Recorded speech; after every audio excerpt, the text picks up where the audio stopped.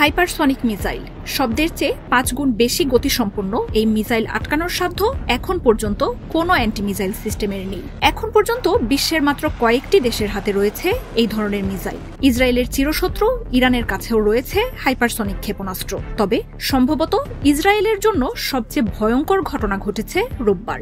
এদিন প্রথমবারের মতো ইসরায়েলের মাটিতে সরাসরি আঘাত করেছে কোনো হুথি ক্ষেপণাস্ত্র। পরে আল জাজিরার রিপোর্টে উঠে এসেছে এটি ছিল একটি হাইপারসনিক ক্ষেপণাস্ত্র, যা আটকাতে ব্যর্থ হয়েছে ইসরায়েলের মিসাইল ডিফেন্স সিস্টেম। প্রশ্ন উঠেছে, এখন কি তাহলে হিজবুল্লাহর হাতেও চলে এসেছে হাইপারসনিক মিসাইল সিস্টেম? যদি তাই হয়, তাহলে ইসরায়েলের ৩ চিরশত্রু ইরান, হুথি এবং হিজবুল্লাহ, তাদের হাতে রয়েছে এই প্রযুক্তি।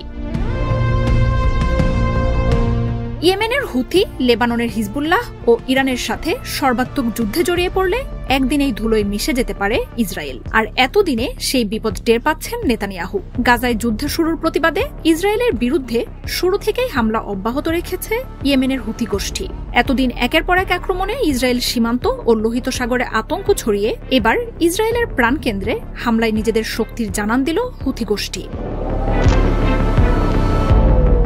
রবিবার ইসরায়েলের প্রাণকেন্দ্র তেল আবিবে হাইপারসনিক ব্যালিস্টিক মিসাইল দিয়ে হামলা চালায় ইয়েমেনের গেরিলা দলটি। ইসরায়েলে এ পর্যন্ত যেসব হামলা হয়েছে তার মধ্যে সবচেয়ে দূরপাল্লার আক্রমণ এটি।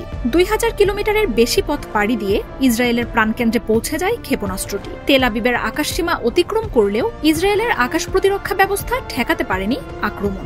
বিকট শব্দে বিস্ফোরণে আতঙ্ক ছড়িয়ে পড়ে ইসরায়েল জুড়ে। হতবাক হয়ে পড়ে নেতানিয়াহু সরকার।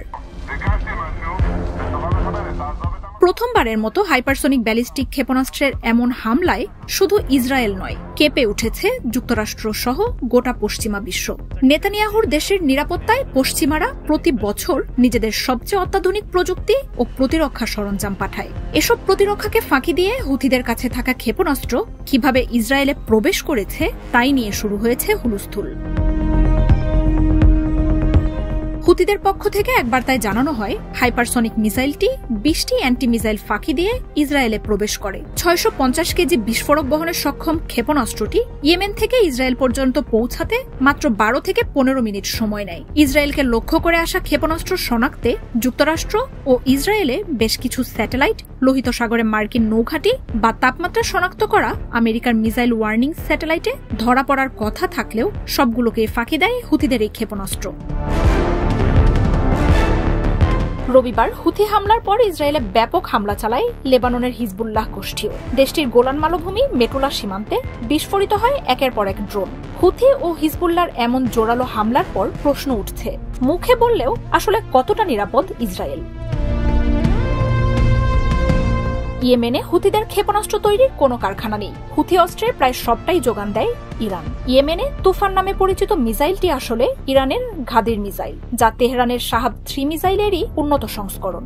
গেল ২৫ বছর ধরে এই একটি মিসাইল শনাক্ত করতে, এরও আকাশ প্রতিরক্ষা ব্যবস্থা উন্নত করতে $1 বিলিয়ন খরচ করেছে তেল আবিব। তবে প্রয়োজনের সময়ে সেটাই ব্যর্থ করল ইসরায়েলকে। সম্প্রতি নিজেদের কাছে থাকা গোপন ভান্ডার থেকে একে একে বিস্ময়কর অস্ত্র বের করছে হুথি। কিছুদিন আগেই যুক্তরাষ্ট্রের গর্বের প্রতীক অত্যাধুনিক MQ-9 ড্রোন ধ্বংস করে তারা।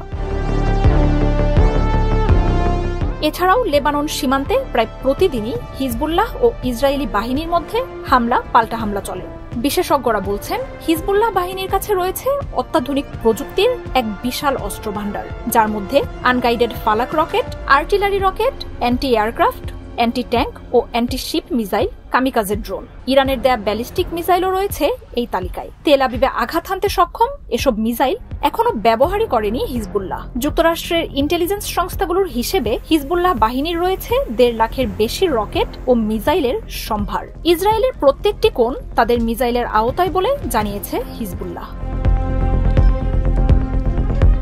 অক্টোবরে গাজা যুদ্ধের ১ বছরকে ঘিরে সামনের দিনগুলোতে ইসরায়েলের জন্য আরও বিস্ময়কর হামলা অপেক্ষা করছে বলেও সতর্ক করেছে হুথি।